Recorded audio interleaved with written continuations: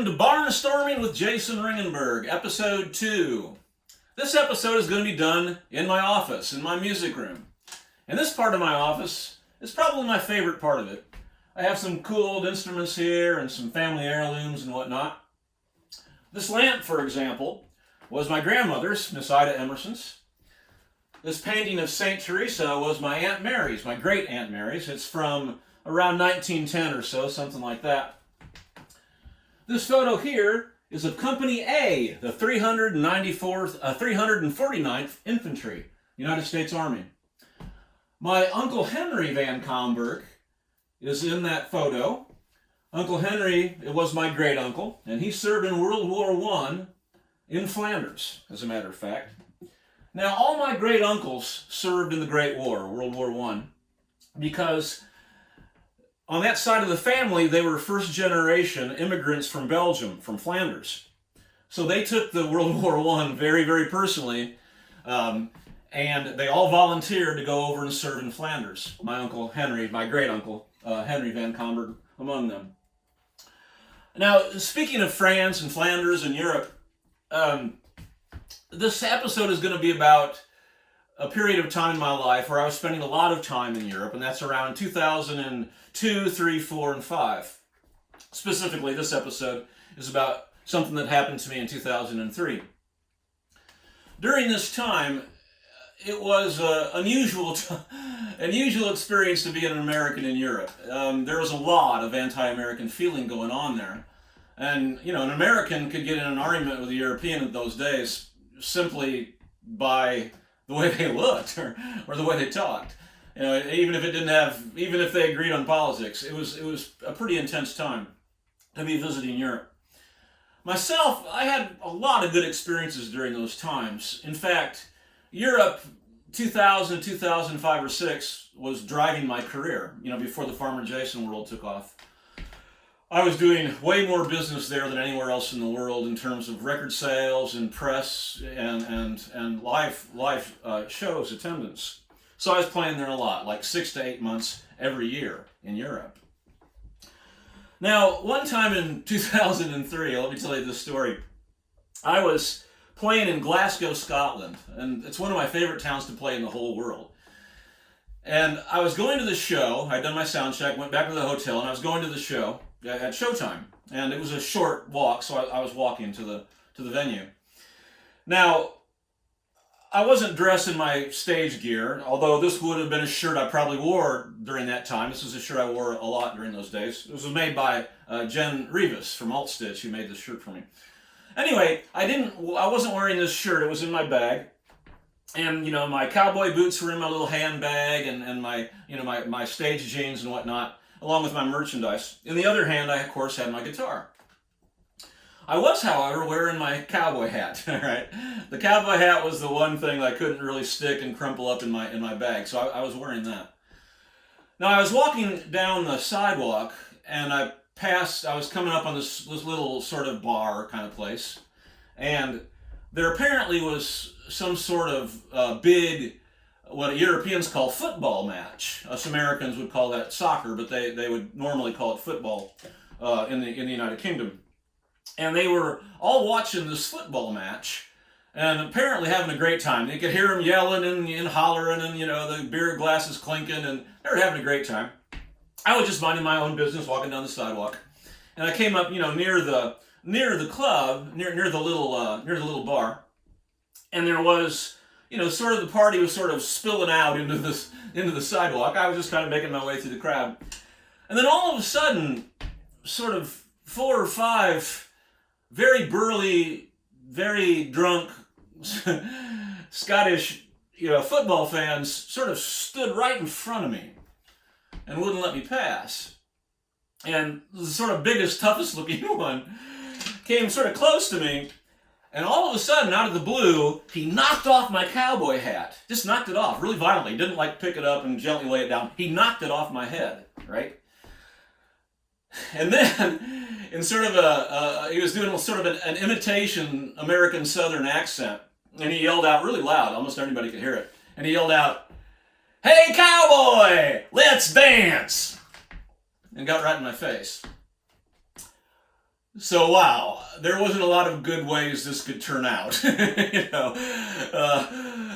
Looking back, had I ended up in a fight with this guy, I'm not really experienced with fist fighting. I don't have a lot of experience with that. I would have lost the fight, certainly. And I would have ended up in a hospital and missed a show. Had, by some miracle from God, had I actually won this fight, I would have, ended up in a Scottish jail for the night, arrested for assault, because all those people were going to say this American started the fight. That was what was going to happen. So, luckily, instinct sort of took in, and the better angels of nature sort of took over. And instead of sort of getting back in his face, I just kind of reached down, grabbed my cowboy hat, put it on my head, and I looked at him. I didn't look at him sort of confrontationally. I just looked at him and I said, "Son, I'd love to dance with you, but I never dance unless I'm wearing my cowboy boots." And then I sort of sidestepped around him. I guess he was so shocked, at that and wondered what the heck in his drunk mind, he was wondering what the heck I was talking about, and what did I mean by that? It let me go. So anyway, I went to the club and did my show. There wasn't a lot of folks at the show that night. It was a very disappointing turnout. And the promoter said, "I'm sorry, Jason. I think everybody was watching the soccer match tonight." So that's how that episode turned out. I will say that after that, I rarely wore my cowboy hat in public in Europe, other than at clubs and stuff. And when I was being Jason Ringenberg, the recording artist, not, this anonymous American walking down the street. I did stop wearing my cowboy hat for several years after that, as a matter of fact. Now, fast forward a week or two, and I was doing a run of shows through Germany. And I love playing in Germany. It's always a great experience. The food's fantastic. I have a lot of really wonderful friends there. And, people really like my music, so I love playing there. And when I tour Europe, I don't do what most American artists do. I don't, hire a tour manager and rent a car or rent a van and drive around to the cities with someone looking after me. I do all of it myself, everything. And I use trains to travel. So, in one suitcase I have all my clothes, a really big old red suitcase, I call it Big Red. And in one suitcase I have all my clothes, all my merch, and, extra stuff and whatnot. In the other hand, then, I have my guitar case, and I carry an oversized guitar case and stuff, t-shirts into the sound hole and, CDs between the harmonicas and everything I can get. And I carry a lot of weight when I do this, but I make it work. And I'm able to tour Europe completely solo that way, and have a great time doing it. There's nothing I love more, or very few things I should say in life I love more than, touring Europe via train. It's just so cool. It's a fantastic experience. Sit back there in those beautiful chairs and look at the beautiful scenery going by. And that's what I was doing. I had a good show the night before. I was just hanging out, having an excellent, travel experience, looking at the beautiful German countryside. It was fantastic. Wonderful. But anyway, the train was sort of going over a curve, kind of into a hilly, mountainy kind of area. And it was slowed down almost to a stop. And I looked out into the valley, and there was this really large German barn, very old barn. You could tell it was made, maybe in the 18th or 19th century. It was a beautiful, beautiful barn. Totally tricked out, all the German cool craftsmanship and architecture. But on the top of this barn, shockingly, was this massive Confederate flag. And it was gigantic, folks. It was huge. It took up it was as big as the barn roof. As the wind blew it, it was, it almost took up the whole barn roof. It was that huge. And there was sort of some on the side of the barn, there were some sort of hand-painted signs, and they were sort of in German mostly, but a few in English, and they were saying these sort of not overtly racist things, but sort of anti-immigration, sort of mildly white supremacist kind of language. And of course, I fully believe that German farmer could put whatever he wanted to on his barn. He could fly whatever flag he wanted to. That's his right, to do that. But it's my right, to have an emotional reaction to that. And it's my right to be able to write a song about it. So that's what I did right on the spot, on that train in Germany. And here was the song. This isn't Alabama, oh how well I know. I'm in central Germany, where I love to go. But how come I am seeing right in front of me? My lord, there flies a rebel flag in central Germany. My God, there flies a rebel flag in central Germany. Yeah! I was riding peaceful on this train, enjoying the scenery and mellowing my brain. Then stuck atop a pretty barn, there for all to see. My lord, there flies a rebel flag in central Germany. My God, there flies a rebel flag in central Germany. Yeah!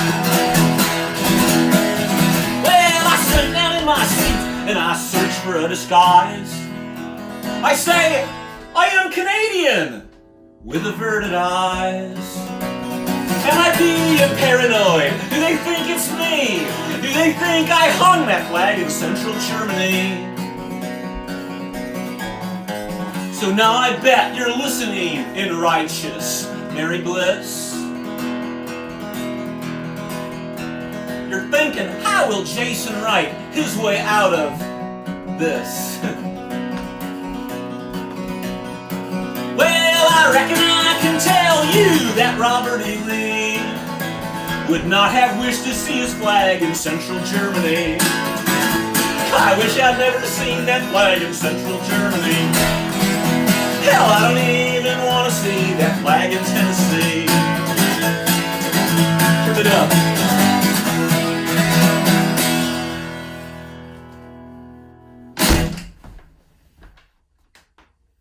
So later that year, we recorded Rebel Flag in Germany for the Empire Builders record. George Bradfute produced it, did a fantastic job. Empire Builders came out, and interestingly enough, Rebel Flag in Germany was played on several radio stations in the United States. Now, you have to look back to 2004. At that time, outside of the African American community and a few folks here and there, but only a few, it was the rebel flag, the Confederate flag, was sort of sacrosanct. It was something that you didn't touch. You didn't say anything negative about it. It was just not done. That's just how it was in America. There was a few people sort of saying, hey, this isn't cool that we're flying the Confederate flag on top of the state capitol building and things like that. Only a few people were saying things like that. So when this song came out, it really struck a nerve. Much more than if it came out now. Back then, it really generated some very fierce reactions, almost all negative. The stations that played Rebel Flag in Germany were inundated with angry emails and calls about this song, Rebel Flag in Germany. Me, myself, I received a lot of emails from people. Of course, in those days it was the dawn of the technical revolution, and you had your email on the website, and anybody could contact you, as it is to this day. So I had a lot of folks contacting me about this, and none of them were positive about the song. It was all negative. Now, some of the folks were actually fans of mine. They were good old Southern folks, and they believed when they wore the Confederate T-shirt or flew the flag in their yard that they weren't making a racist statement. That's how they looked at it. Me myself, Hank Perry wore the rebel flag in T-shirts. They used it in promotion for Jason and the Scorchers back in the '80s, and I didn't myself do that, but I wasn't going to tell Perry Baggs not to wear that shirt. That was his business, So it was an interesting time for me. I, at first, would email these folks back, and I had some really long conversations with folks. about, why they were picking the Confederate flag as their sort of emblem of the South, as sort of a representation of their Southern pride, the pride in their region, which I consider very justifiable, to be proud of being from the South. I'm not from there myself. I'm a Midwestern farm boy, but I've lived here all my life, and the South's been very good to me. And I fully understand that most of the great American music forms, genres, have been birthed in the South. Country music, blues music, jazz music, bluegrass music, and of course, rock and roll, right? So it'd be really hypocritical to me to just paint the whole South as this big racist jungle. I never did that. I never felt that way. On top of that, look at the literature that's come out of this place. Flannery O'Connor, Endura Welty, William Faulkner. My golly, this is an incredible place. It really is. So I'd get into these conversations with him, and I'd say, why don't you pick another symbol to represent your pride in the South? And sometimes the conversations worked, sometimes they didn't. And we would just agree to disagree. But, by and large, I was proud that I released that song. And I stood by it. But about a month into the release of the record, it got a lot hotter. There was some sort of white supremacist groups that sort of latched onto that song. At the time, as I said, very few white people were saying negative things about the Confederate flag or Confederate symbolism. So they latched onto this as something they could sort of vent their frustrations on, right? That they could sort of attack these Yankee invaders. And, they listed on some of their email lists and stuff my name and my email list, and told everybody to give this Jason Ringenberg character some grief about this. And that's what they did. Every morning I would wake up and have really, really nasty messages from people. Not really overtly racist, but definitely negative about what I was saying with the rebel flag in Germany. There was even a few that sort of subtly threatened violence, against me. One email said, "I see you're playing a lot of really dark, dumpy places that when you're loading out, there may not be any security guards around. Maybe I'll show up and say hello." Right? So, I learned a lot from all that,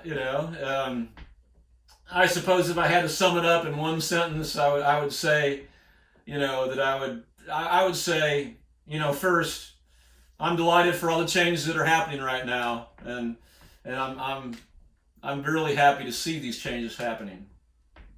I would also say, if you're going to wear a cowboy hat, be ready, be prepared to take some heat.